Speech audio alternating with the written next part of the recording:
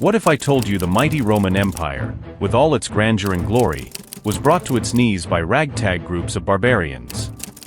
Buckle up, because this is the jaw-dropping story of how Rome fell from invincible to, well, invaded. Before we get to the chaos, let's set the stage. At its height, the Roman Empire was the epitome of power and civilization. They had roads, aqueducts, grand architecture, and a formidable military. But like all great things, it wasn't meant to last forever. The trouble started with internal strife. In 285 AD, Emperor Diocletian split the empire into the Eastern and Western Roman empires, hoping it would make administration easier. Spoiler alert, it didn't. Imagine trying to manage an empire the size of Rome with dial-up internet speeds. That's basically what they were dealing with. And to the barbarians. These weren't just unruly mobs, they were skilled warriors from various tribes like the Goths, Vandals, and Huns. They were like the rock stars of destruction, and Rome was their biggest gig. In 410 AD, the Visigoths, led by Alaric, sacked Rome. It was the first time in 800 years that Rome had fallen to an enemy. The Romans were in shock. Their invincible city had been breached. Imagine waking up to find your city taken over by Vikings who also happen to be incredible interior decorators of destruction.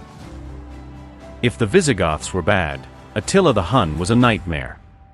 Known as the Scourge of God, Attila rampaged through Europe in the 5th century, and even the mighty Romans were terrified of him. Attila was the kind of guy you'd swipe left on Tinder just to avoid making eye contact with. In 455 AD, it was the Vandals' turn. Led by King Genseric, they sacked Rome with such thoroughness that the term vandalism was born.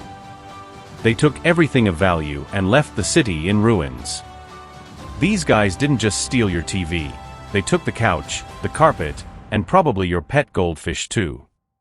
The final blow came in 476 AD when the last Roman emperor, Romulus Augustulus, was deposed by the Germanic leader Odoacer.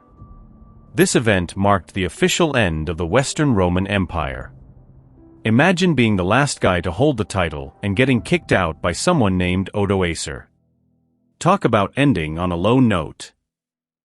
While the Western Empire crumbled, the Eastern Roman Empire, known as the Byzantine Empire, continued to thrive for nearly another 1,000 years.